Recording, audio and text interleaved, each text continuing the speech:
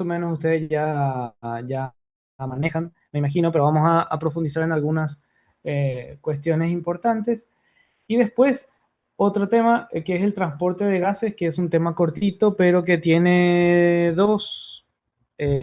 o dos o tres detalles importantes que son útiles en el día a día cuando estudiamos enfermedades y tratamos de entender lo que pasa en el cuerpo de nuestros pacientes, ¿sí? Entonces, nada, como siempre, vamos a tratar de resumir lo más importante de estos dos capítulos y no sé si es su primera clase de respiratorio o ya tuvieron la clase, una clase antes. Es, ya, ya, bueno, entonces, a ver. Tuvieron la clase de generalidades, unidad funcional del aparato respiratorio. Mecánica respiratoria todavía no vieron, ventilación pulmonar, ¿o sí?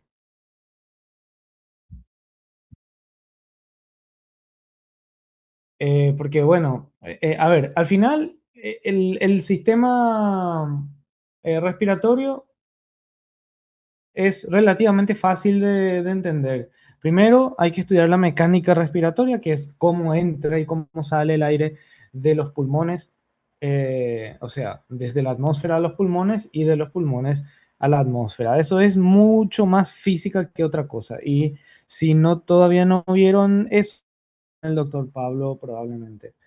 Luego está el siguiente paso, que es el intercambio de gases entre los alveolos y los capilares sanguíneos, básicamente, que es lo que vamos a ver hoy. Luego, una vez que se intercambian los gases, está el siguiente paso, que es el transporte de esos gases desde los pulmones hacia los tejidos y desde los tejidos hacia los pulmones, que es el otro tema que también vamos a ver hoy, tema cortito. ¿Sí? Y finalmente tienen que ver cómo se regula todo esto, la regulación de la respiración, que no sé si vamos a ver conmigo en la próxima semana o con alguien más. Pero nada, es relativamente fácil si prestan atención. ¿Sí? Intercambio gaseoso, también llamado hematosis, es básicamente un intercambio de gases que ocurre entre el aire del alveolo y el líquido que circula por los capilares del pulmón. ¿Sí? Básicamente es un proceso fundamental para el aporte de oxígeno a los tejidos y también para eliminar ese dióxido de carbono que se produce como, como desecho metabólico. ¿Sí? Bueno, a ver, hay más cosas ahí que están ocurriendo, pero el oxígeno y el dióxido de carbono son aquí los protagonistas. Comenzando desde lo más básico, ¿por qué ocurre un intercambio gaseoso? ¿Por qué se mueven las moléculas de los gases? ¿Cómo saben hacia dónde se van a mover? Básicamente gracias al principio de la difusión. Ustedes saben que la difusión es el movimiento aleatorio que tienen todos, absolutamente todos los átomos y las moléculas del universo. Siempre tienen movimiento aleatorio constante. Nunca puede una molécula o un átomo quedarse quieto en el universo. Está prohibido, eso no existe. Sí, bueno, a ver, hipotéticamente puede ocurrir en el cero absoluto, a temperatura cero absoluto, pero esa temperatura no existe en ninguna parte del universo. ¿Sí? Entonces, básicamente todas las moléculas están vibrando, se están moviendo y van chocando entre sí, y eso es lo que se llama, eh, bueno, a ver, el movimiento técnicamente se llama calor, ¿sí? Es lo que llamamos de calor, pero eso es lo que permite que las moléculas puedan difundir de un lado al otro de los tejidos, ¿sí? Básicamente la fuerza que impulsa la difusión es esa energía cinética que los físicos llaman calor. Bien, entonces, esto también es un concepto que ustedes ya conocen, el gradiente de concentración y la difusión neta. Básicamente, si yo tengo muchísimas moléculas de un lado de la membrana y nada del otro lado, ¿qué pasa? Estas moléculas se van a mover, van a chocar, van a rebotar, van a chocar contra la membrana y van a chocar entre ellas, se van a mover y eventualmente por puro azar, por pura probabilidad, alguna de ellas va a cruzar al otro lado, ¿sí? Entonces, el gradiente de concentración hace que las moléculas se muevan desde donde hay más cantidad o más concentración hacia donde haya menos cantidad o menos concentración de moléculas.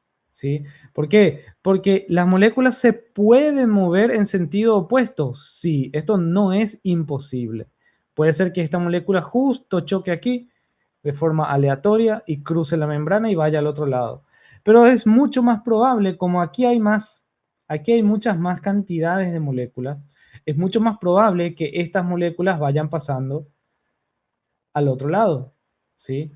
Entonces, la difusión neta ocurre siempre de donde hay más concentración hacia donde hay menos concentración. Es simple estadística, hasta que eventualmente llegamos al equilibrio, ¿sí? Entonces, esto es muy importante. La hipoxia, por ejemplo, la baja concentración de oxígeno en sangre, puede ocurrir si es que el gradiente de concentración entre los alveolos y la sangre disminuye. El gradiente de concentración depende totalmente de la cantidad de moléculas que están disponibles, básicamente. ¿Sí? Otra cosa importante que se estudia en física es que cada gas presenta una presión que va a ejercer sobre las paredes del recipiente que contiene a ese gas. ¿Sí? Va a chocar contra la pared y ejerce una presión. Esa presión se llama presión parcial o presión parcial de los gases. Si esto es oxígeno, el oxígeno tiene una presión parcial de 159 milímetros de mercurio, por ejemplo. ¿Sí? El nitrógeno tiene su propia presión parcial de 593 milímetros de mercurio. Si yo agarro esta misma cantidad de oxígeno y esta misma cantidad de nitrógeno y los mezclo en el mismo recipiente, ¿qué va a pasar? Que estas dos presiones se suman, básicamente. ¿Sí? Entonces, esto se llama ley de Dalton, es fácil. Si yo tengo dos gases, la presión total es la suma de las presiones parciales de cada gas. Es fácil. Si tengo tres gases, la presión total es la suma de todos los gases que hay ahí disueltos. ¿Sí? Si tengo mucha más cantidad de oxígeno, ¿qué pasa? Que al juntar los dos, la mayor cantidad de la presión total va a corresponder al oxígeno. ¿Sí? O sea, la presión parcial de cada gas depende directamente de su concentración. Cuando hay más moléculas, ejercen más presión.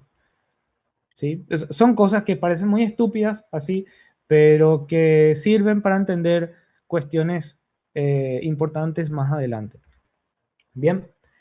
Ahora, esto que estábamos hablando es en un entorno gaseoso, o sea, en el aire. ¿Sí? ¿Qué pasa cuando un gas está disuelto en un líquido? Se comporta prácticamente igual que si estuviera, si no estuviera disuelto. ¿Sí? O sea, es lo mismo, tienen también su presión parcial, exactamente igual que el ejemplo anterior. ¿Sí? O sea, aquí esto ejerce una presión parcial y aquí, cuando está disuelto dentro de un líquido, también ejerce una presión parcial. Solamente que hay una sutil diferencia. ¿Sí? Ahí es donde entra esta ley que se llama ley de Henry. Lo que pasa es que la presión parcial de un gas que está en un líquido, que está disuelto en un líquido, depende de su concentración, igual que antes, depende de la concentración del gas. Cuando hay más cantidad, ejerce más presión, ¿sí? Pero también depende de este valor de aquí, que se llama coeficiente de solubilidad. ¿Qué quiere decir el coeficiente de solubilidad? Básicamente es qué tan fácil es, fíjense, aquí está el límite entre el aire y el líquido, ¿sí? Aquí arriba es aire, aquí abajo es líquido. Líquido. Bien, entonces, el coeficiente de solubilidad es un número que me dice qué tan fácil es que una molécula que está en el aire venga y atraviese este límite y entre en un líquido, se vuelva soluble. ¿Qué tan fácil es? ¿Sí? Entonces, si yo tengo un gas con alta solubilidad, como el dióxido de carbono. ¿Sí? ¿Qué quiere decir? Quiere decir que es muy fácil que entre, que en vez de estar ahí en el aire, entre dentro del agua y quede soluble. Tiene alta solubilidad, ¿sí? Y generalmente eso implica que va a haber mayor concentración de dióxido de carbono aquí, pero no va a aumentar tanto su presión parcial, ¿sí? No genera una presión parcial tan elevada porque el dióxido de carbono tiene facilidad para entrar en el agua. Sin embargo, lo contrario pasa con el oxígeno, que tiene baja solubilidad. O sea, el oxígeno viene aquí, aquí está el límite, ¿sí? El oxígeno viene y en vez de atravesar, rebota y prefiere mantenerse en el aire, ¿sí? Eventualmente algún átomo de oxígeno va a ingresar y se va a volver soluble, alguna molécula de oxígeno, pero tiene baja solubilidad. ¿Qué significa eso? Que aquí en el agua voy a tener menos cantidad de oxígeno, de moléculas de oxígeno, pero ese oxígeno va a ejercer una mayor presión, ¿sí? Una presión parcial más alta debido a su solubilidad. O sea, lo único que me dice esta ley es que aparte de la concentración del gas en un líquido, la presión también depende de este numerito, del coeficiente de solubilidad, de qué tan fácil es que una molécula de ese gas sea disuelta en el líquido, ¿sí? Y cada molécula tiene un coeficiente de solubilidad diferente. El oxígeno es este, el dióxido de carbono es este, ¿sí? El nitrógeno. Y fíjense el helio. El helio, por ejemplo, tiene un coeficiente de solubilidad súper bajo. O sea, el helio no quiere saber nada de nadie, no quiere interactuar con nadie. Bien, pero vean, para lo que a nosotros nos interesa, nadie va a medir cómo se mueve el helio en el paciente, en el pulmón de un paciente. A lo que a nosotros nos interesa son estos dos, ¿sí? El oxígeno y el dióxido de carbono. Fíjense cómo el oxígeno tiene muy poca solubilidad y el dióxido de carbono tiene más o menos 24 veces más solubilidad. O sea, es 24 veces más fácil que el dióxido de carbono entre en el agua comparado con el oxígeno. El oxígeno no quiere tanto entrar en el agua, ¿sí? Esto es importante. El dióxido de carbono es aproximadamente 24 veces más soluble en agua que el oxígeno, ¿sí? Bien, esa es la parte más física. Ahora, cuando vemos el sistema del alveolo con el capilar, ¿sí? La diferencia de las presiones parciales de un gas en el aire del alveolo y en el líquido de la sangre que está circulando por el capilar, la diferencia de la presión es lo que va a determinar hacia dónde se mueve el gas, ¿sí? Entonces, por ejemplo, si yo tengo muchísima cantidad de gas en el alveolo y poca cantidad de ese gas en el capilar, entonces la presión va a ser mayor en el alveolo y la presión va a empujar a esa molécula para que venga e ingrese dentro del capilar, ¿sí? Tengo mayor presión en el alveolo, menor presión en el capilar, entonces la molécula se mueve siempre desde donde hay una mayor presión hacia donde hay una menor presión. Siempre la molécula se mueve así, de más presión a menos presión, ¿sí? Eso en el caso del oxígeno, por ejemplo, sería este ejemplo que vemos aquí. En el caso del dióxido de carbono, tengo muchísimo dióxido de carbono en la sangre venosa que está, en la sangre, no es venosa, esta es la arteria pulmonar, ¿sí? Las ramas de la arteria pulmonar, pero tiene sangre desoxigenada. Entonces, en esta región de la sangre tengo muchísimo dióxido de carbono, o sea, tengo mucha presión parcial de dióxido de carbono.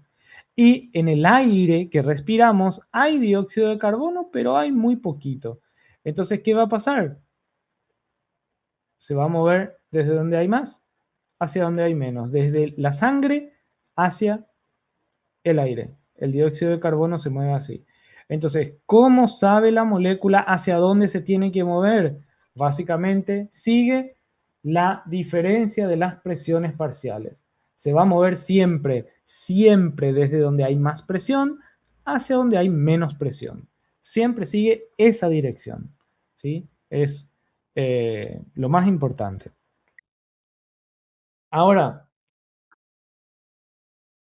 dijimos que si yo tengo aquí un recipiente y tengo oxígeno, oxígeno, oxígeno, y también tengo nitrógeno, nitrógeno, nitrógeno.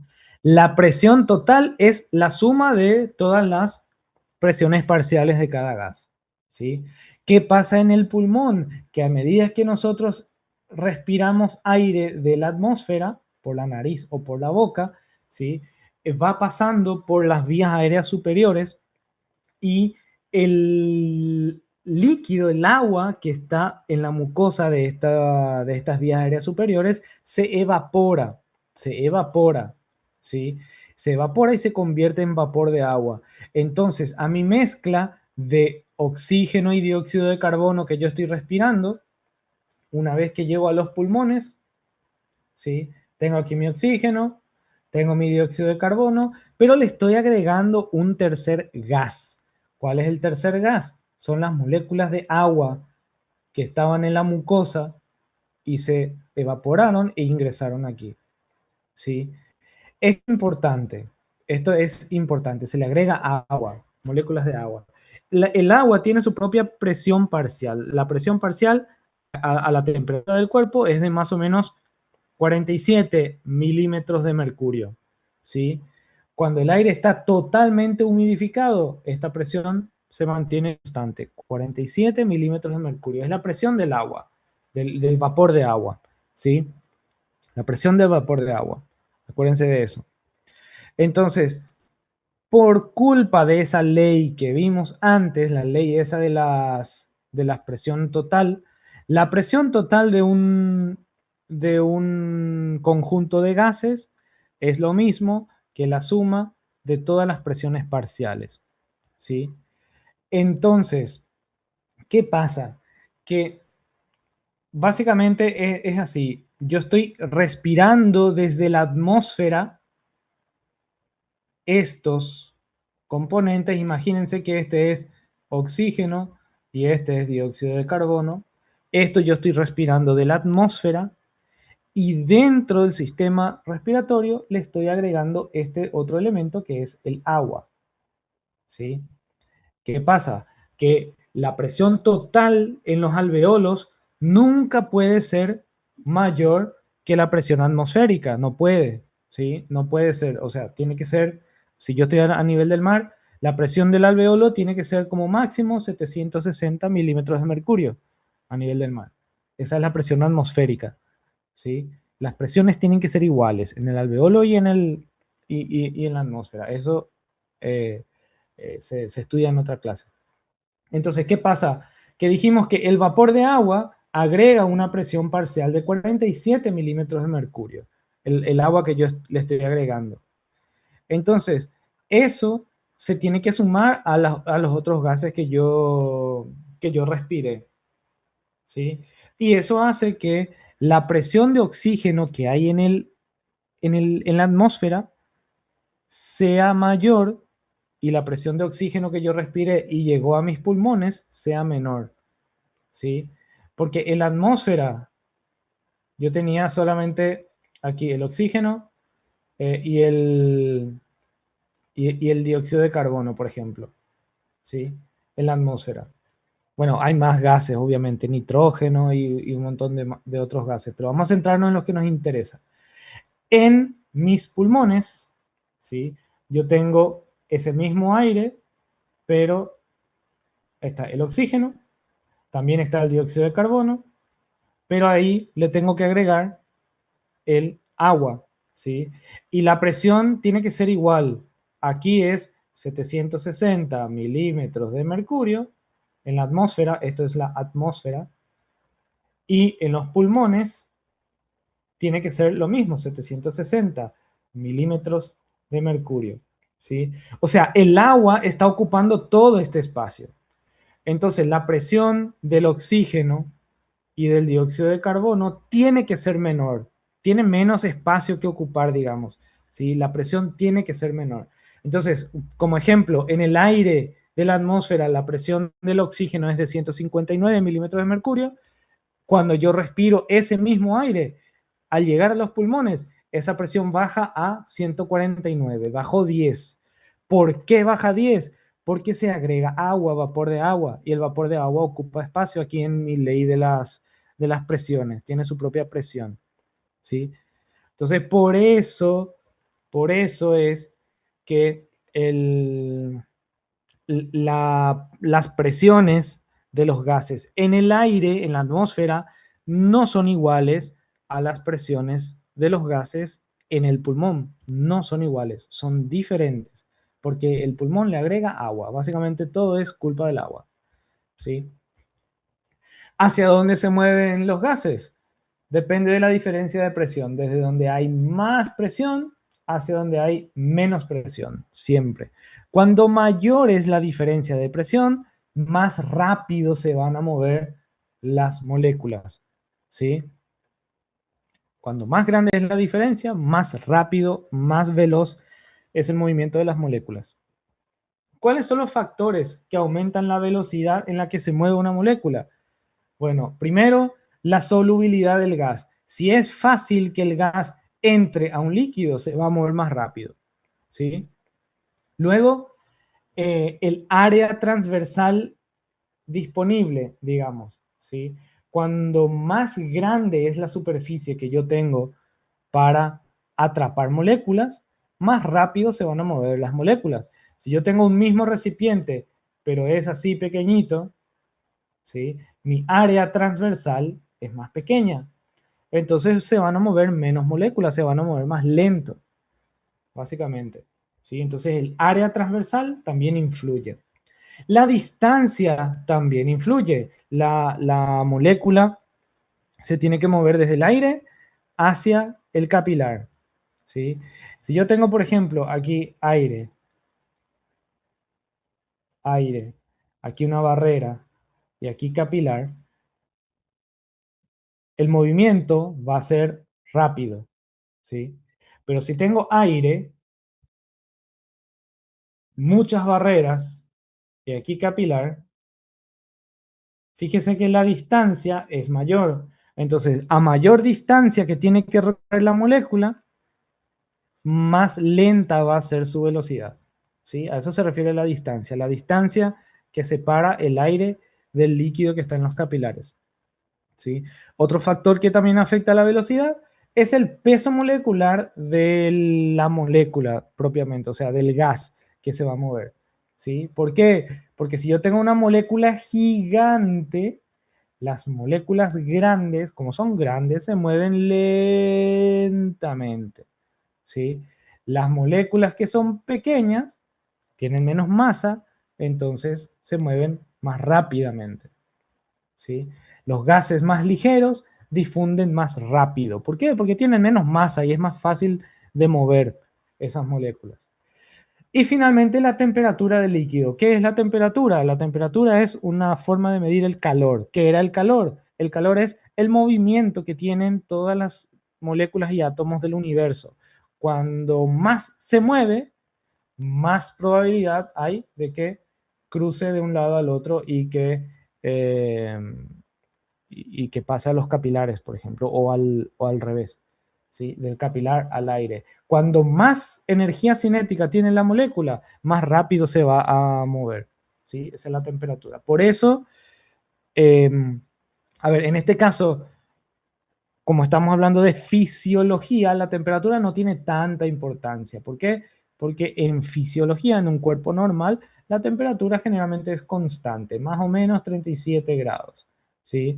Pero esto es importante, por ejemplo, en patologías como en la fiebre, donde la temperatura se eleva, o en la hipotermia, donde la temperatura baja, ¿sí? Esto va a ser importante más adelante cuando estudien enfermedades. Bien, ahora, los gases más importantes, que son el oxígeno y el dióxido de carbono, son muy solubles en lípidos.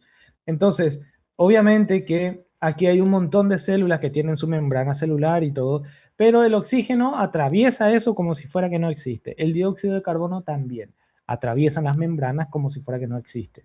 Entonces, básicamente lo que más va a determinar la velocidad con la que se mueven estos gases no es cuántas capas de membrana tienen que atravesar. La membrana es como si fuera que no existe, porque son muy liposolubles, ¿sí? O sea, la difusión es prácticamente igual a la difusión que tendrían en un vaso de agua. Es como si fuera que las membranas de las células no existen, ¿sí? Se mueven así de forma muy fácil. Entonces, esto es lo que les decía. El aire de la atmósfera tiene agua, tiene dióxido de carbono, oxígeno, nitrógeno y otras cosas, y tiene una presión total de 760 milímetros de mercurio si es que estoy a nivel del mar. ¿Sí? El aire alveolar tiene los mismos elementos, la presión total es igual, no puede ser diferente, 760 milímetros de mercurio, pero las presiones parciales son diferentes.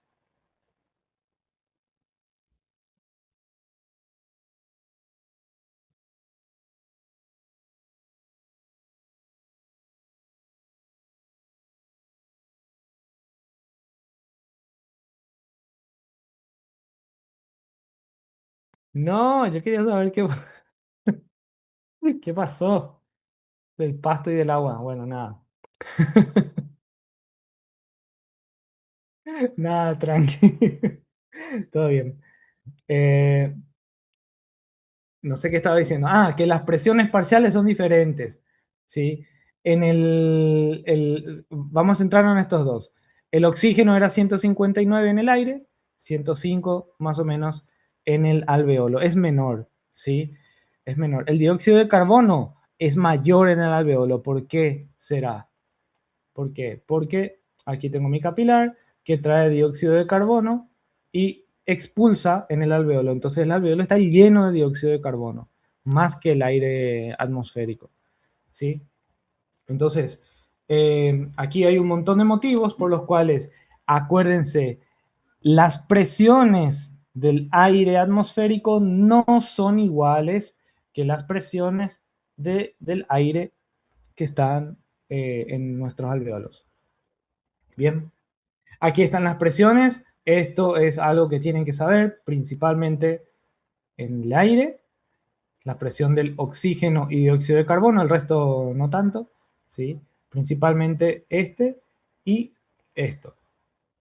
En la presión en el alveolo del dióxido del oxígeno es menor, ¿sí? Y del dióxido de carbono es mayor, ¿sí? Esto baja y esto sube. En comparación con el aire. ¿Sí? Céntrense en este y en este. Este aire humidificado que dice es un punto intermedio. ¿Por qué? Porque aquí el aire está entrando en las vías respiratorias y se está humidificando y entonces es un punto intermedio.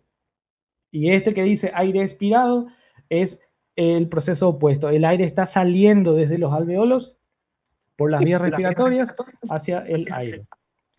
Bien. Entonces dijimos, el aire entra al tracto respiratorio, se llena de agua que agrega su propia presión parcial, vapor de agua. ¿Sí? Eso hace que la presión parcial de oxígeno disminuya.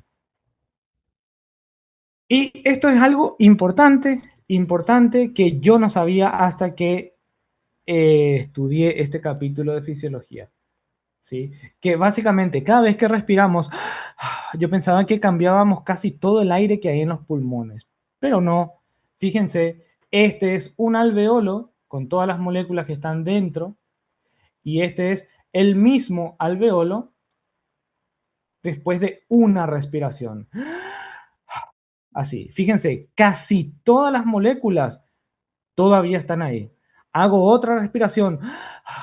Están casi todas. Tercera respiración. Cuarta, octava, decimosegunda, decimosexta. O sea, estoy respirando 16 veces y todavía tengo algunas moléculas que tenía aquí al inicio, ¿sí? O sea, con cada respiración se cambia muy poquito aire, o sea, muy poquito aire es el que sale y se recambia por aire nuevo. Casi todo el aire del alveolo permanece dentro del alveolo, casi todo el aire no se recambia. Aproximadamente un séptimo es lo que se va a reemplazar por aire fresco, ¿sí? Esto es algo importante. Este intercambio lento es útil evolutivamente, es útil porque ayuda a estabilizar la concentración de los gases dentro de la sangre, ¿sí? Entonces es muy importante que sepan, el aire alveolar se renueva muy lentamente, muy lentamente. Bien. Luego, el tiempo de eliminación de los gases, eh, por culpa de esto, como yo estoy renovando el aire del alveolo muy lentamente, para que yo pueda eliminar un gas, voy a tardar un cierto tiempo, ¿sí? Entonces, por ejemplo, yo tengo mi alveolo lleno de un gas, lleno de un gas. Yo quiero eliminar ese gas que está ahí acumulado. Por ejemplo, fumé o inhalé sin querer humo de cigarrillo, ¿sí? Y si quiero eliminar más o menos la mitad de ese gas que estaba en mi alveolo, tardo, si respiro normalmente, 17 segundos para eliminar la mitad de un gas que está ahí acumulado, ¿sí? Si yo empiezo a hiperventilar, ¿sí? Si la ventilación se duplica, en vez de tardar 17 segundos, voy a tardar menos, voy a tardar más o menos 8 segundos, poco, más o menos la mitad, ¿sí? Si yo, al contrario, estoy tranquilo y estoy respirando lentamente, si disminuyo a la mitad mi velocidad de respiración, en vez de tardar 17, voy a tardar el doble, 34 segundos, ¿sí? Entonces, esto es importante porque un paciente que tiene, por ejemplo, algo que haga que respire lento, una hipoventilación, puede hacer que el dióxido de carbono se acumule en el alveolo, pero no se elimine tan fácil. Tarda mucho en eliminarse y eso causa hipercapnia, exceso de dióxido de carbono en el organismo, ¿sí? Y al revés también, si yo tengo un paciente con ansiedad que está hiperventilando, puede eliminar demasiado rápido el dióxido de carbono y eso también puede causar problemas, ¿sí? Bien. Ahora, esto es algo que el libro lo describe así, aquí está todo bien, bien resumido, pero es más lógica que otra cosa, ¿sí? La presión de oxígeno en el alveolo depende de qué. ¿De qué depende? Yo tengo aquí mi alveolo, tengo aquí mi vaso sanguíneo, ¿sí? Entonces, ¿de qué depende el oxígeno? El oxígeno depende de... Ay, Dios. A ver, voy a dibujar otra vez. Ahí, ahí. Y estoy hablando del oxígeno. Está fallando esto. Bueno, primero depende de la velocidad de entrada. Cuando más rápido entra oxígeno desde la atmósfera, ¿qué va a pasar? Va a aumentar la presión de oxígeno, ¿sí? Entonces, la velocidad de entrada de nuevo oxígeno aumenta la presión de oxígeno. Esto es fácil de entender, ¿sí? Y luego, ¿qué va a pasar con ese oxígeno? Ese oxígeno va a ir a la sangre. Entonces, cuando más rápido vaya el oxígeno a la sangre, menos oxígeno va a quedar en el alveolo y entonces menos presión de oxígeno voy a tener, ¿sí? La velocidad de absorción del oxígeno hacia, hacia la sangre también influye en la presión, ¿sí? A mayor absorción de oxígeno, o sea, quiere decir, desde el alveolo a la sangre, mayor absorción va a disminuir la presión de oxígeno en el alveolo, ¿sí? Cuando más yo absorbo, disminuye en el alveolo. ¿Por qué? Porque queda menos. A mayor ventilación, respiro muy rápido, ¿qué va a pasar? Voy a meter más oxígeno. Y entonces, ¿qué va a pasar con eso? Va a aumentar mi presión de oxígeno. ¿Sí? Es fácil, fácil de entender estas relaciones. Bien, entonces al final, haciendo un promedio, ¿cuál es la presión de oxígeno normal en el alveolo? Más o menos 104 milímetros de mercurio. Tema de examen, importante. Presión de oxígeno en el alveolo de media aproximadamente 104 milímetros de mercurio. ¿Sí? Luego, el límite superior, incluso si yo hago una ventilación máxima, respiro lo más rápido que puedo y trato de absorber la mayor cantidad de oxígeno que pueda, ¿sí? Nunca, nunca la presión del alveolo nunca va a ser mayor que la presión del aire humidificado que yo estoy respirando, ¿sí? Que era más o menos 149. ¿Se acuerdan que en la atmósfera era 159 milímetros de mercurio de oxígeno? Milímetros de mercurio. A esto yo le agrego aire en las vías respiratorias y esto baja a 149. Entonces, este es mi límite máximo. Yo nunca puedo pasar de aquí, porque siempre que yo respiro le voy a agregar agua. Entonces, nunca va a pasar de 149 milímetros de mercurio. Si yo necesito que el nivel de oxígeno, que la presión de oxígeno sea más que 149, entonces necesito aportarle más oxígeno que esto al paciente. ¿Cómo se hace eso? Con oxígeno suplementario. Con los tanques de oxígeno se le pone la mascarilla y se le aumenta el nivel de oxígeno para aumentar la presión de oxígeno en ese alveolo. ¿Sí? Entonces, sepan que existe un límite superior de presión de oxígeno dentro del alveolo. El límite máximo es 149. Normalmente yo no puedo pasar de eso a menos que utilice algo como un dispositivo de oxígeno suplementario, que se usa mucho en el hospital, por cierto. Bien. Y pasa lo mismo con el dióxido de carbono. Entonces, a ver, de nuevo, imagínense, uy, qué feo. Imagínense, este es mi alveolo. Mm, Vamos a dibujar más para acá. Este es el alveolo. Aquí está mi vaso sanguíneo, ¿sí? Y estoy hablando del dióxido de carbono. Entonces, la presión de dióxido de carbono en el alveolo, ¿de qué depende? Primero, depende de la velocidad de excreción de dióxido de carbono. O sea, el dióxido de carbono de los vasos sanguíneos se va a excretar aquí, al alveolo, ¿sí?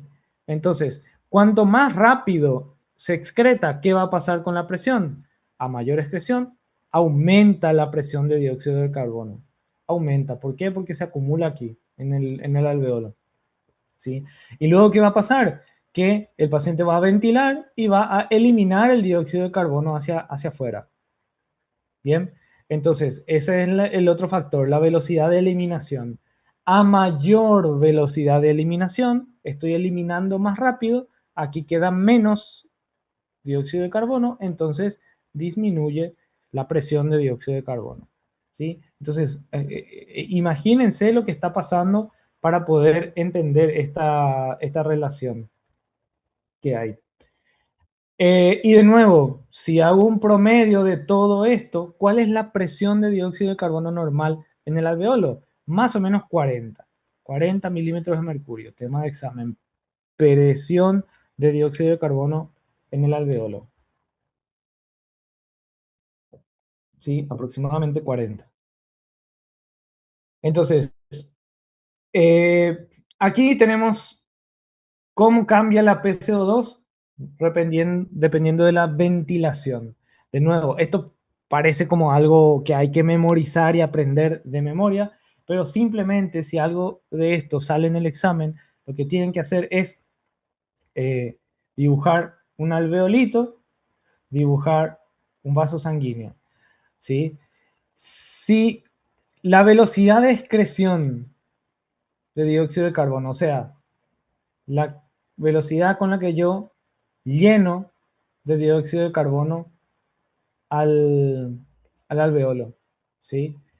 Entonces, al aumentar la velocidad, también va a aumentar mi presión de dióxido de carbono. Es fácil. La PCO2 aumenta en proporción directa a la velocidad de excreción. Cuando excreto más rápido, aumenta más rápido. Es algo muy lógico, ¿sí? Y lo mismo es con el otro. Respecto a la ventilación, o sea, cuando yo respiro más, elimino más dióxido de carbono. ¿Y qué va a pasar con mi presión? Va a disminuir. ¿Sí? Disminuye en proporción inversa a la ventilación. Cuando ventilo más, disminuye y se hace cada vez menos. Es inverso. ¿Sí? Es inverso en este caso. Entonces, esto también tiene su aplicación práctica, ¿sí? Por ejemplo, la presión de dióxido de carbono al final de la expiración se usa como indicador para saber más o menos cuánto es la presión de dióxido de carbono en el alveolo. A ver, esto van a estudiarlo mucho más adelante, por ahora no se estresen con esto, pero simplemente para que sepan que esto se usa en la vida real. Esto que les estoy explicando aquí eh, usamos en la vida real. Bien. Ahora, ¿qué pasa con el aire que expiramos? El aire que expiramos es un séptimo del aire alveolar, ¿sí? Un séptimo del aire alveolar, más todo el aire que estaba atrapado en los bronquios, en la tráquea, en la faringe, en la laringe un poco, en la boca y en las fosas nasales. O sea, todo esto que recibe el nombre de espacio muerto, aire del espacio muerto. El espacio muerto es el aire que está aquí en la tráquea, en los bronquios, en la boca, en la laringe. ¿Por qué se llama espacio muerto? Porque este aire está dentro de mi organismo, pero no me sirve para hacer hematosis, no me sirve para intercambiar gases. Entonces es un aire que no sirve para nada, está ahí simplemente por estar. ¿Sí? Se llama espacio muerto. Y el aire alveolar es el aire que está dentro de los alveolos. Bien, entonces el aire expirado es el aire del espacio muerto más un séptimo del aire alveolar. Es una mezcla de estos dos. ¿Sí? Ese es el aire que yo voy a expirar. Entonces, pregunta, ¿el aire expirado va a tener la misma presión parcial de gases que el aire alveolar? Respuesta, no, nunca. No va a ser igual porque el aire expirado es una mezcla del aire alveolar con el aire del espacio muerto. Las presiones son diferentes, ¿sí? Son aires diferentes, básicamente. Entonces, ¿cómo puedo obtener una muestra del aire alveolar? Si cuando yo expiro, estoy expirando todo esto y un chiquitito del aire alveolar. Entonces, al final lo que hacemos es, en la espirometría, le hacemos expulsar al paciente todo el aire que puede y la última porción del aire que expiró, eso es lo que consideramos el aire alveolar. Eso es básicamente aire alveolar. Primero expulsa todo lo que está aquí en el espacio muerto. Esto se expulsa. Y el último en expulsarse es el aire alveolar. ¿Sí? La última parte. Entonces, esto se usa también en estudios como por ejemplo la espirometría que se está haciendo aquí. Bien, otra cosa importante, tema de examen, es la unidad respiratoria, el lobulillo respiratorio.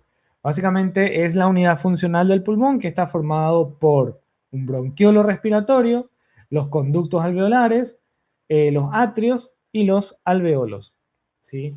Más o menos hay 300 millones de alveolos en los dos pulmones. Tienen que cuidar sus alveolos pulmonares. Bien, ¿cómo era la microscopía del alveolo? Esto no sé si se acuerdan de las láminas de histología, que era todo blanco, blanco y habían como unas líneas así de epitelio plano simple. Este es el, el alveolo, básicamente. Sus paredes son súper, súper, súper delgadas, muy finitas, ¿sí?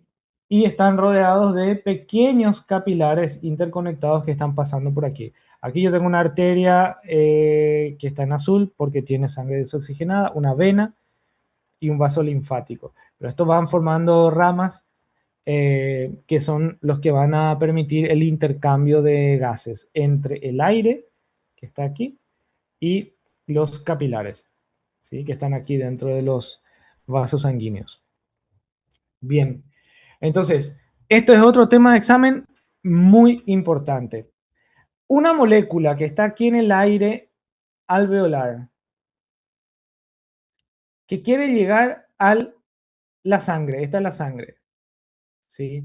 ¿Cuáles son las capas que tiene que atravesar? Tiene que atravesar aquí una serie de capas que es en su conjunto se llaman la membrana respiratoria, ¿sí? Esa es la barrera que tienen que atravesar las moléculas para pasar del alveolo a la sangre o al revés, de la sangre al alveolo, ¿sí? La membrana respiratoria está formada por un líquido que está aquí en la parte más superficial, que es el surfactante, ¿sí? El surfactante alveolar, ¿sí? En la parte más superficial. Por debajo del surfactante está el epitelio alveolar. Después está la membrana basal del epitelio alveolar. Luego hay un pequeñísimo espacio intersticial. Luego está la membrana basal, pero en este caso ya del capilar. Luego está el epitelio del capilar, ¿sí? O el endotelio. Y finalmente está la sangre. Entonces, estas capas tienen que saber muy, muy, muy bien. Si yo soy una molécula de oxígeno y quiero pasar a la sangre, tengo que atravesar en este orden. Primero el surfactante, luego el epitelio, luego la membrana basal, luego intersticio, luego otra membrana basal, luego otro epitelio, y ahí estoy en la sangre, ¿sí? Si soy una molécula de dióxido de carbono que quiere salir al alveolo, tengo que atravesar esas mismas capas, pero en sentido inverso. Bien, eso es muy, muy, muy importante. ¿Por qué? Porque en algunas partes, por ejemplo aquí, la membrana, la suma de esas 6 capas, la membrana respiratoria, mide un grosor de 0,2 micrómetros. O sea, es una boludez, es finito, finito, finito. Pero en otras partes, por ejemplo, aquí, si yo soy un oxígeno y justo quiero atravesar aquí, ahí está metida una célula gigante, entonces el grosor aumenta al triple, 0,6 micras, se triplicó. ¿Qué pasaba? Que donde hay mayor distancia, es más difícil que las moléculas puedan difundir, ¿sí?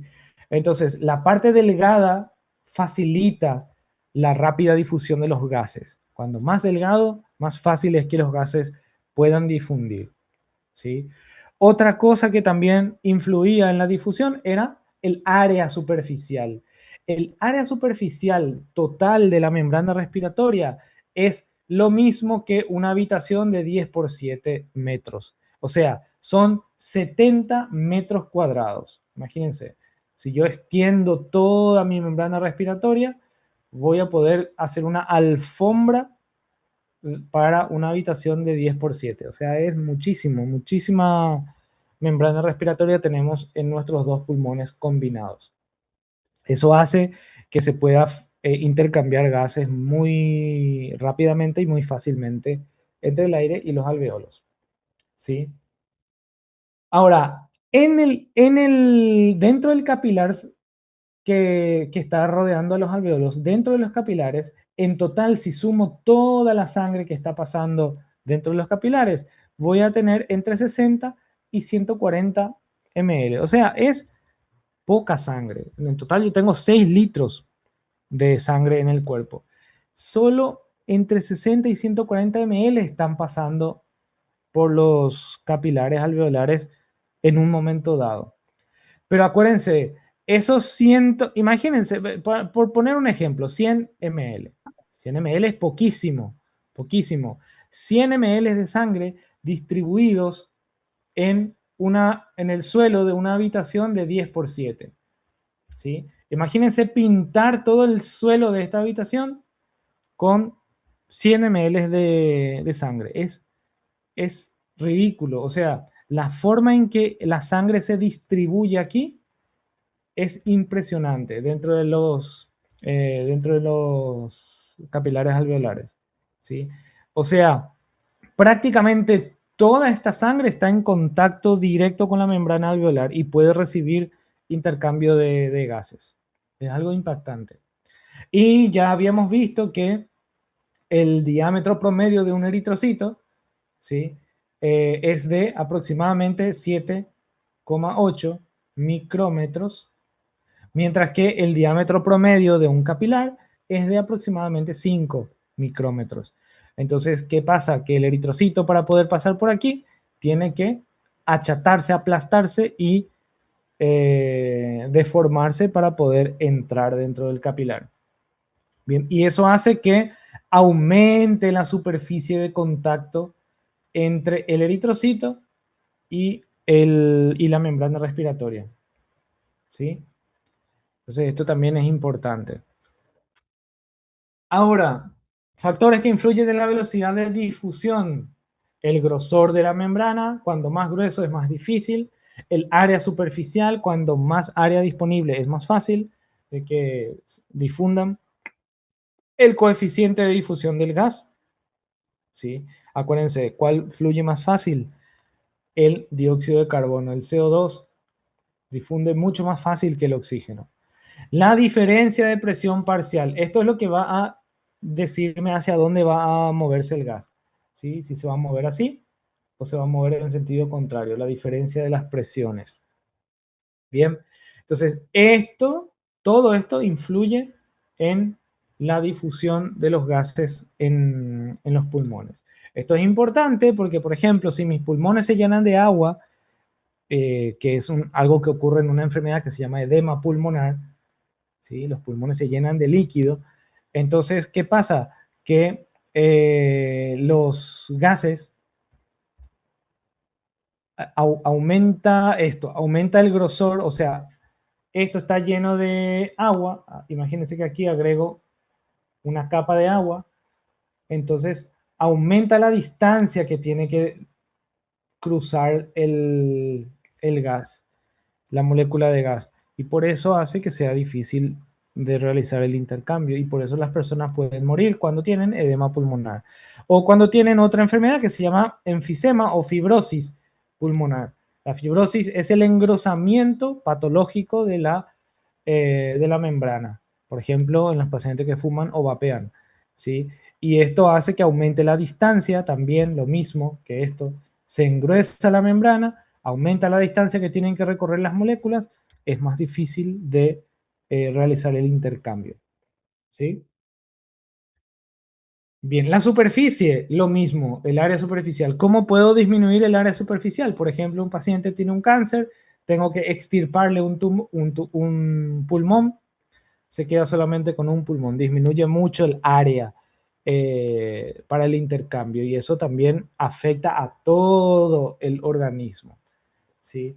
O no hace falta ir ser tan dramáticos. Hay otra patología que es el enfisema, que es una destrucción. Fíjense, estos son alveolos sanos, ¿sí? Ven que tienen como tabiques ahí, están todos bien separaditos.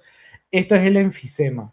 Es también una patología que aparece en fumadores, en vapeadores, en personas que trabajan en ciertos ámbitos donde inhalan sustancias tóxicas y se destruye la pared alveolar y eso disminuye el área de difusión. Entonces, eh, hace que respirar sea más difícil, ¿sí? En fin, la parte más complicada de esta clase prácticamente va hasta aquí, que es el intercambio gaseoso, ¿sí? El intercambio. Luego, lo último que nos queda por ver es el transporte de los gases. Ya respiramos, ya intercambiamos, ahora lo que me falta hacer es transportar los gases hacia donde tienen que ir, ¿sí? Entonces, para entender el transporte de gases, básicamente son también cuestiones simples, pero hay dos leyes que tienen que conocer muy bien, ¿sí? que vamos a ver. Entonces, ¿qué es lo que pasa? Que el oxígeno va desde los alvéolos hacia los tejidos, ¿sí? ¿Cómo sabe el oxígeno hacia dónde se tiene que mover? A través de la difusión. La difusión. ¿Hacia dónde se va a mover? Depende de la presión parcial. Desde donde hay más presión hacia donde hay menos presión, ¿sí? Por ejemplo, en los alvéolos, la presión parcial de oxígeno era de 104 milímetros de mercurio, ¿sí?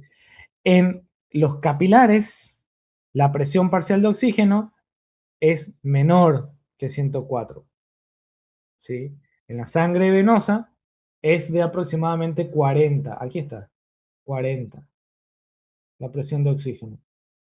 Entonces, ¿qué va a pasar con esta sangre que está viniendo? Tiene 40 y aquí hay 104. La presión le va a empujar desde donde hay más hacia donde hay menos, ¿sí? El oxígeno se va a mover en esta dirección. Y cuando llegamos a la arteria, aquí, básicamente la presión se iguala, ¿sí? La presión de oxígeno ya es 104, igual que el alveolo, ¿sí? Más o menos. Más o menos eso es lo que ocurre. Ocurre algo parecido eh, con el dióxido de carbono, ¿sí? Ahora, la principal protagonista aquí para el transporte de oxígeno es una proteína que se llama hemoglobina. Todo lo que termina en ina significa que es una proteína, ¿sí? Hemo se refiere a un grupo de moléculas que tienen un átomo de hierro, ¿sí? Que se llama grupo hemo, grupo hem, y globina o globi se refiere a que es una proteína globular, básicamente. O sea, es una proteína globular que tiene un grupo hemo en su interior, ¿sí? Aquí está la globina y aquí está la hemoglobina. Entonces, básicamente es una proteína que sirve para transportar oxígeno. Cada molécula de hemoglobina tiene 4 átomos de hierro. Cada átomo de hierro puede moverse, puede unirse a una molécula de oxígeno. Entonces, tengo mi hemoglobina así, tengo 1, 2, 3, 4 átomos de hierro, entonces puedo unirme, o sea, una molécula de hemoglobina se puede unir a 1, 2, 3, 4 moléculas de oxígeno al mismo tiempo y transporta, ¿sí? Cuando el oxígeno se une a la hemoglobina, aquí vemos la hemoglobina llena de oxígeno, ¿sí? Entonces, esta hemoglobina unida a sus oxígenos se llama oxihemoglobina. Qué original, es hemoglobina, pero le agregan oxi porque tiene oxígeno, ¿sí? También se abrevia así, hemoglobina más oxígeno. Se llama oxihemoglobina.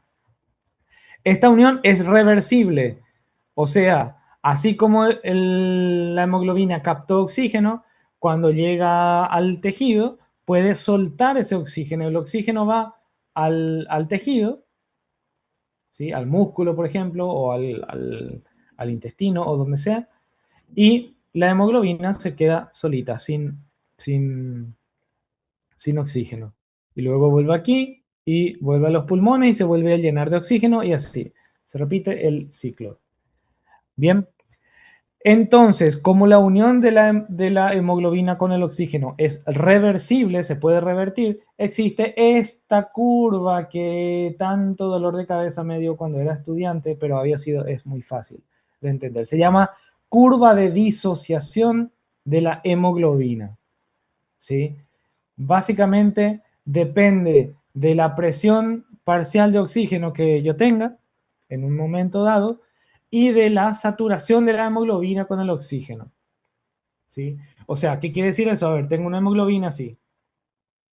Esta es mi hemoglobina, libre. Tengo otra hemoglobina, por ejemplo, que está un poquito saturada de oxígeno, tiene solo uno. Tengo otra hemoglobina que tiene, por ejemplo, 3 moléculas de oxígeno ya.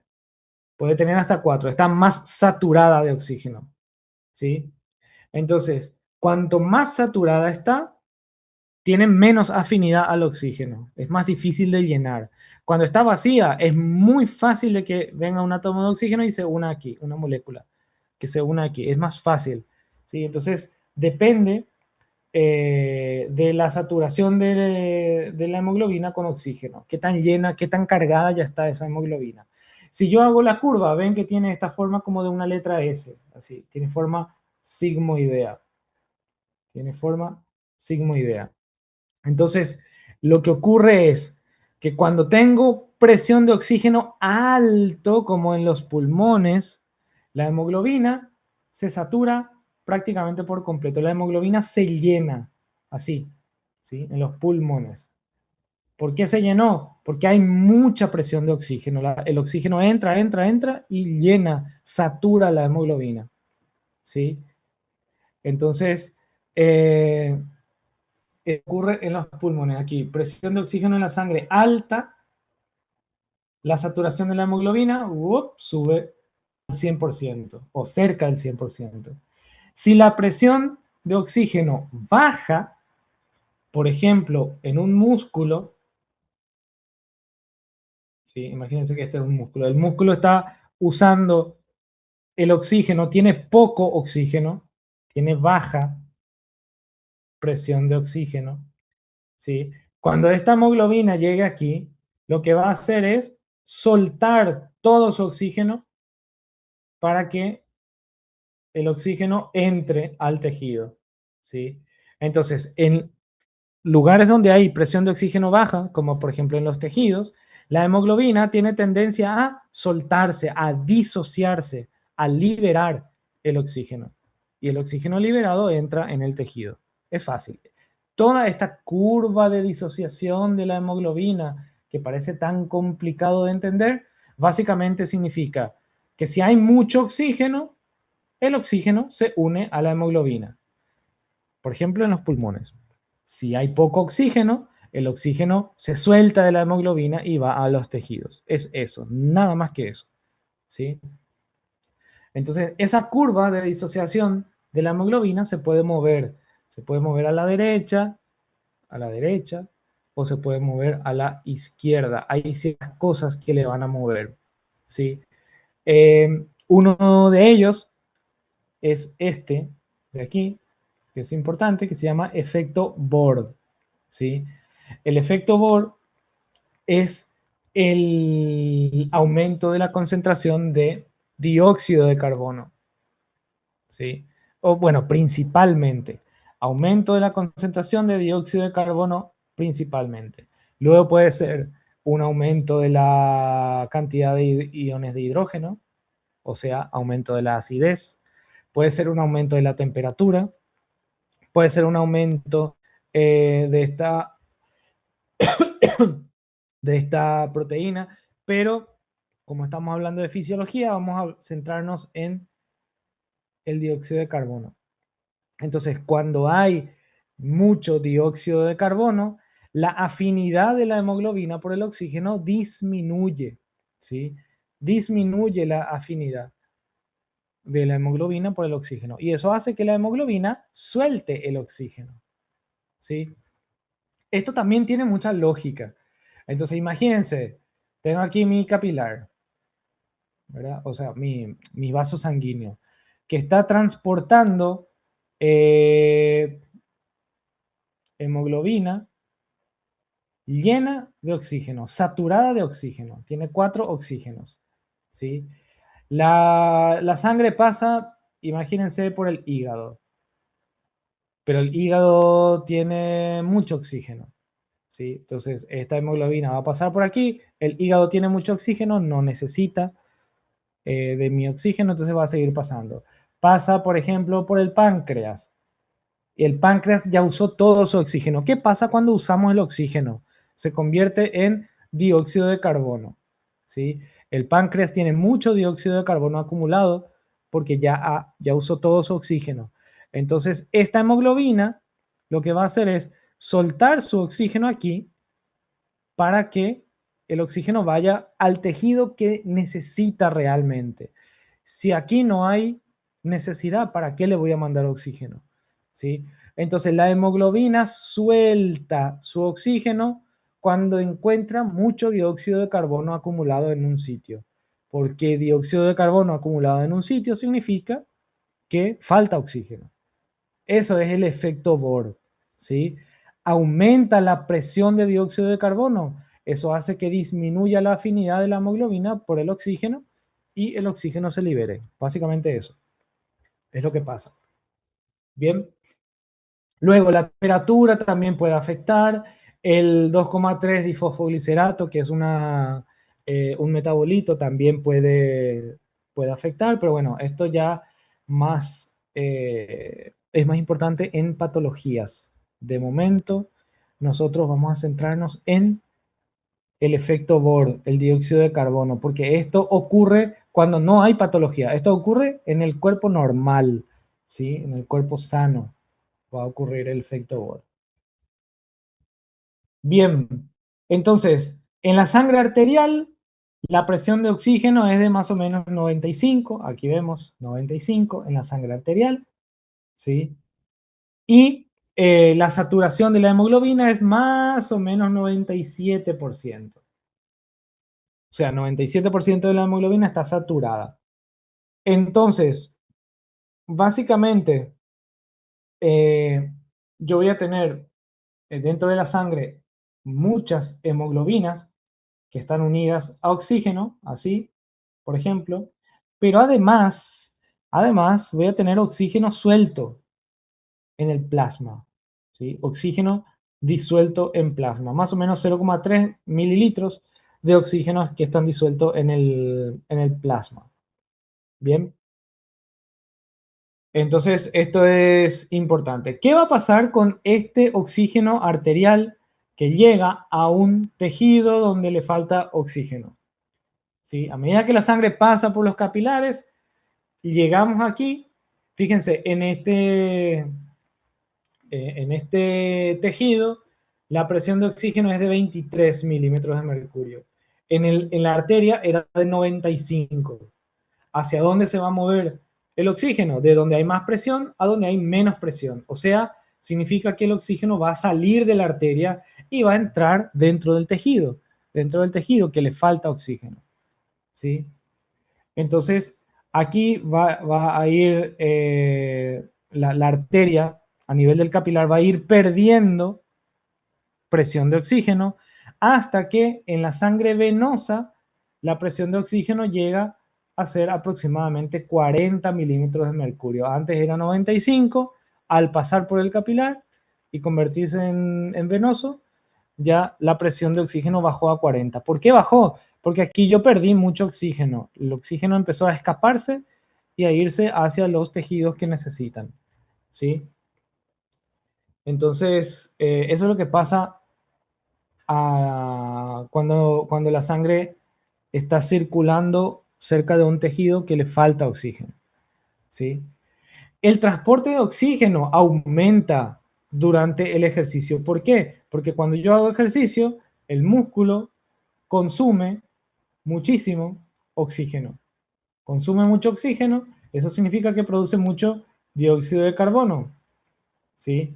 Entonces, cuando la sangre pasa por aquí, eh, así, la sangre pasa por aquí, el oxígeno que se está transportando empieza a salir y a meterse dentro del músculo, todavía más fuerte, con más fuerza. ¿Por qué? Porque la velocidad o la fuerza depende de la diferencia de presión. ¿Sí? Cuando el músculo hace ejercicio, la presión de oxígeno puede caer hasta 15 o 20 milímetros de mercurio por debajo de lo habitual. ¿Sí? Entonces, el oxígeno se transporta todavía más rápido hacia estos tejidos. Bien.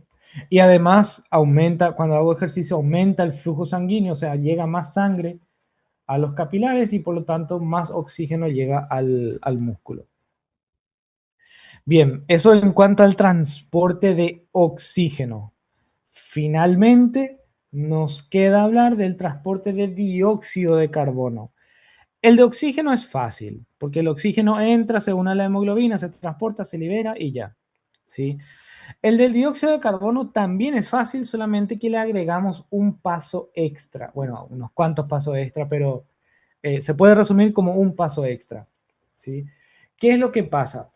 El dióxido de carbono que se produce en la célula, que están haciendo su metabolismo y como desecho producen dióxido de carbono, es liberado en la sangre. ¿Sí? Entonces, se puede transportar de tres formas. El dióxido de carbono se transporta de tres formas. Uno es directamente disuelto en la sangre, parecido al oxígeno.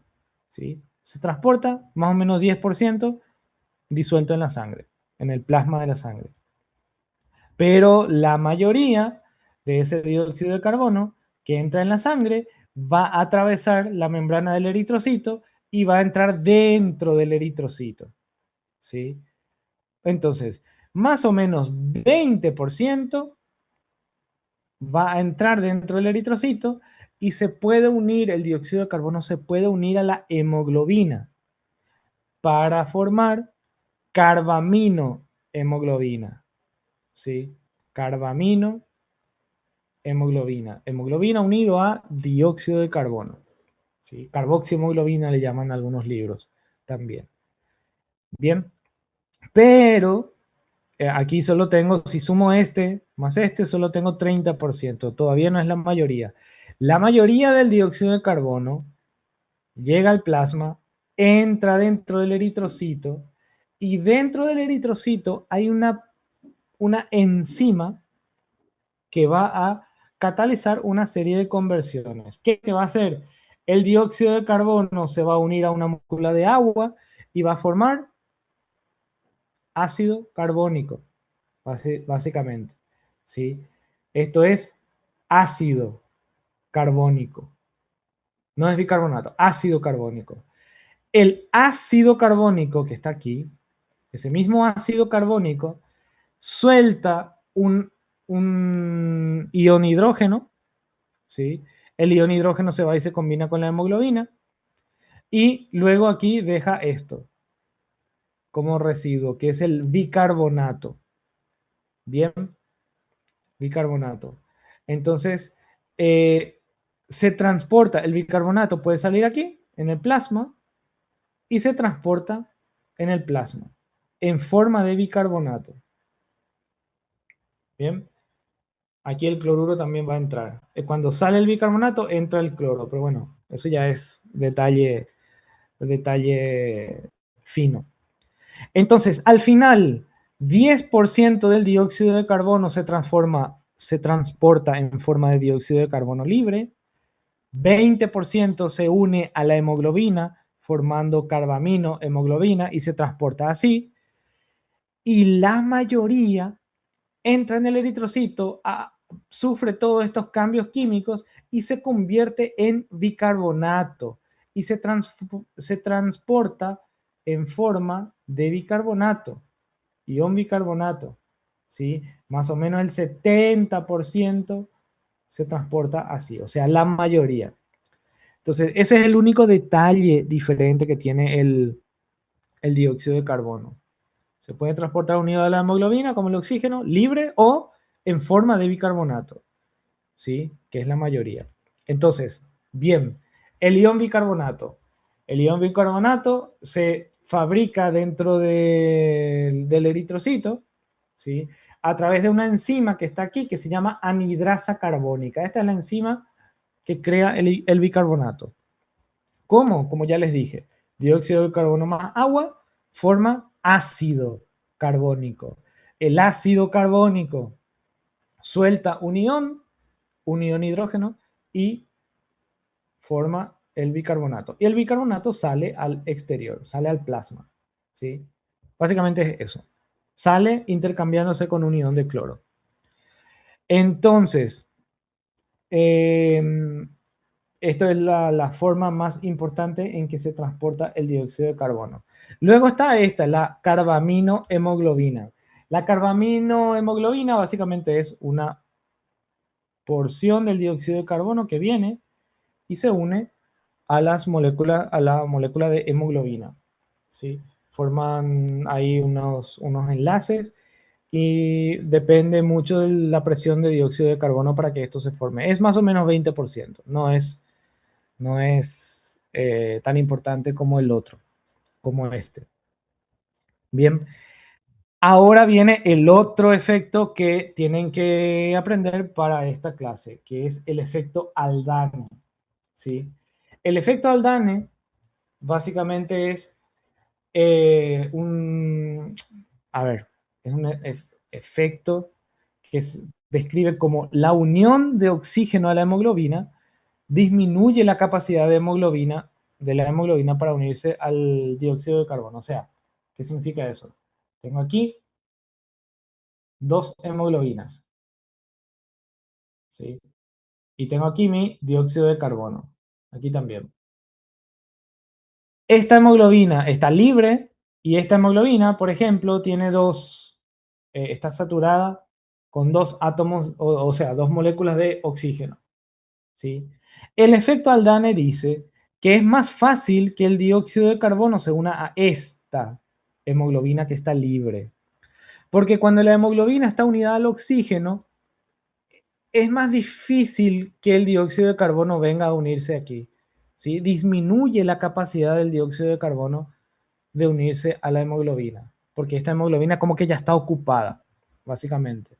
Ese es el efecto Haldane, ¿sí? Nada más que eso. Una hemoglobina que está saturada no puede unirse, bueno, puede, pero es más difícil que se una al dióxido de carbono. Una hemoglobina libre se puede unir más fácilmente al dióxido de carbono, ¿sí? Entonces, básicamente, de esa manera voy a entender qué es lo que pasa con el dióxido de carbono. Fíjense, en el epitelio respiratorio, en el epitelio respiratorio, no, a ver, vamos a empezar aquí. En los tejidos, en el endotelio. El tejido consume oxígeno y forma dióxido de carbono, ¿sí? Este es su desecho. El dióxido de carbono sale a la sangre, entra en el eritrocito y se transforma en todo eso que vimos hasta convertirse en bicarbonato. Se une al agua, luego suelta un hidrógeno y se convierte en bicarbonato.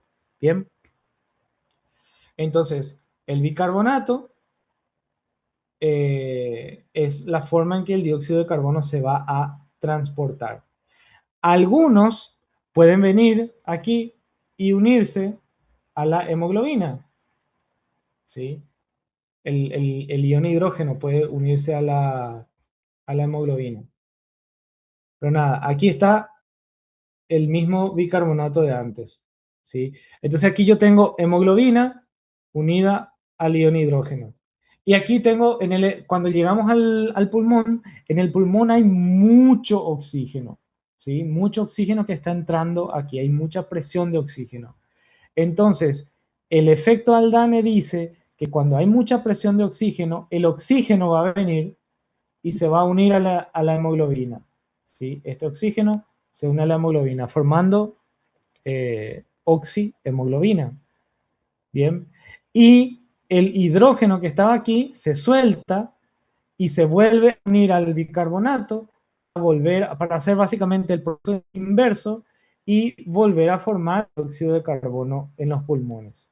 Y el dióxido de carbono se expulsa en los pulmones así, ¿sí? O sea, ese mismo proceso que vimos aquí dentro del eritrocito, cuando llegamos al pulmón, el bicarbonato hace el proceso inverso para volver a convertirse en dióxido de carbono y ser expulsado al exterior, ¿sí? Entonces, por eso el efecto Bohr y el efecto Haldane básicamente explican cómo se mueven el oxígeno y el dióxido de carbono dentro de la sangre.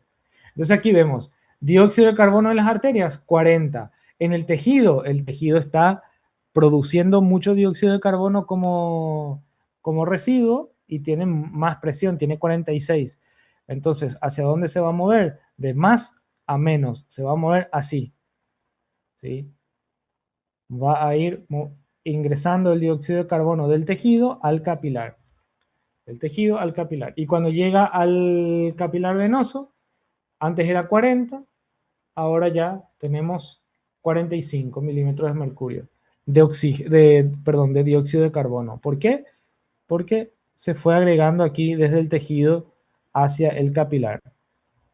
Bien, Ese dióxido de carbono se transporta por los capilares, por los vasos sanguíneos, de las tres formas que vimos, se va transportando y cuando llega a los pulmones se va a liberar.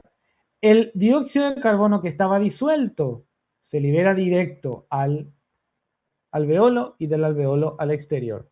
¿Sí? El dióxido de carbono que estaba unido a la carbaminohemoglobina, ¿sí? Se va a separar. Aquí veo hemoglobina más dióxido de carbono, se separaron y el dióxido de carbono se elimina hacia el alveolo. ¿Sí? Y el dióxido de carbono que se estaba transportando en forma de bicarbonato, que era, recuerden, más o menos el 70%, entra en un eritrocito, hace todo las reacciones inversas hasta que finalmente se forma el dióxido de carbono original que es eliminado en los pulmones. Bien, o sea, el bicarbonato es solo un paso intermedio. Cuando llegamos al pulmón pasa todo el sentido o el sentido inverso de reacciones y se elimina. Bien, entonces al final en los pulmones solamente se elimina dióxido de carbono, no se elimina carbaminohemoglobina ni tampoco bicarbonato. ¿Sí? Y claramente el transporte de gases se puede alterar en ciertas condiciones. Por ejemplo, cuando hay anemia, ¿qué era la anemia? Falta de hemoglobina. Si no hay hemoglobina, no puedo transportar muy bien los gases. ¿Sí? La intoxicación por monóxido de carbono, esto es algo muy, muy importante. ¿Por qué? Porque el monóxido de carbono, si yo tengo aquí una hemoglobina, ¿sí? Y tengo tres sustancias. Tengo oxígeno, tengo dióxido de carbono y tengo monóxido de carbono. ¿Cuál de estas sustancias tiene más afinidad con la hemoglobina? El monóxido de carbono. Tiene muchísima más afinidad que los otros dos. Entonces, si está presente este gas, él es el que va a ganar y se va a unir a la hemoglobina y le va a bloquear y además es una unión mucho más fuerte que no se puede liberar fácilmente. Entonces esa hemoglobina queda bloqueada y ya no puede transportar el oxígeno. Y por eso cuando hay un incendio o cuando hay humo, cuando hay monóxido de carbono, las personas mueren asfixiadas porque el monóxido de carbono se une a la hemoglobina y hace que la hemoglobina ya no pueda funcionar. Bien, la insuficiencia cardíaca también disminuye el flujo sanguíneo hacia los tejidos porque el corazón no está funcionando bien. Como llega menos sangre, hay menos intercambio de gases. ¿Sí? Entonces, todo esto, estos factores eh, alteran el transporte de gases en el organismo. Bien, entonces con esto terminamos nuestra clase, que en realidad son dos capítulos del libro: el intercambio gaseoso y el transporte de gases. Bien, a ver, no sé si quedó alguna duda por ahí, alguna pregunta. En el chat no hay Doctor, nada. Sí. ¿dentro del alveolo hay líquido o solamente oxígeno que presenta humidificado así? Em, técnicamente hay los dos. O sea, dentro del alveolo, a ver, un espacio grande para dibujar. Aquí está. Dentro del alveolo hay aire, oxígeno, dióxido de carbono, hay agua en forma de vapor. ¿Sí? O sea, esto es todo gas. Pero además hay una pequeña, pequeñísima capa de líquido que está cubriendo toda la superficie del alveolar, ¿sí? Que es agua, básicamente, aquí, muy pequeña. Y por encima de esa capa está otra capa que es el surfactante. O sea, yo tendría así como una capa de líquido y luego encima el surfactante alveolar, que hace que los Eso, alveolos no se colapsen. ¿Sí? Entonces, eso yo quería técnicamente, saber si era por encima o por debajo. sí, no, Yo quería saber técnicamente, si era por encima o por debajo el surfactante. Se quedaba. no, el surfactante queda aquí, queda arriba. Eh, es muy interesante cómo funciona el surfactante. En otra clase, más o menos les puedo explicar. Pero básicamente tiene que ver con la tensión superficial del líquido. Entonces, el surfactante siempre tiene que estar entre el aire y el líquido. Siempre tiene que que quedar en medio, básicamente. ¿Sí? Es por una cuestión de atracción molecular. Si yo acerco, hago como ultra zoom para ver las moléculas del líquido, tengo así mis moléculas del agua, por ejemplo, así. ¿Qué pasa? Que estas moléculas, esta de aquí, tiene atracción por esta de arriba, por esta de abajo, por esta de la izquierda y por esta de la derecha. Esta también. Cada molécula tiene atracción por todas las moléculas que están a su alrededor. ¿Sí? Está aquí, aquí, aquí y aquí. Porque aquí abajo van a ver más. Siempre todas las moléculas están como equilibradas, así. Excepto las que están aquí en la superficie. Imagínense que este es el aire ya. Entonces, la que está en la superficie está atraída por esta de abajo y por esta de aquí. ¿Sí? Pero aquí arriba no, aquí arriba ya no hay otra molécula de agua que le pueda atraer. Entonces es como, hay como una fuerza eh, desequilibrada. Entonces la superficie del agua, fíjense, aquí estas moléculas tienen algo que les tira hacia abajo, pero no tiene algo que contrarreste hacia arriba. Por eso la superficie del agua nunca es plana. Técnicamente la superficie del agua es así, curva.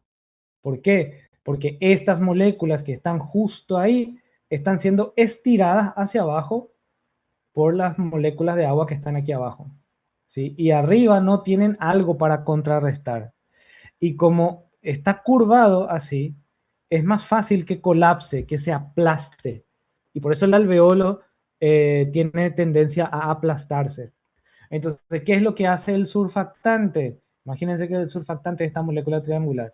El surfactante viene aquí, arriba, a formar una pequeña capa y a estirar la molécula hacia arriba para que esto quede estabilizado. ¿Sí? Eso es lo que hace el surfactante.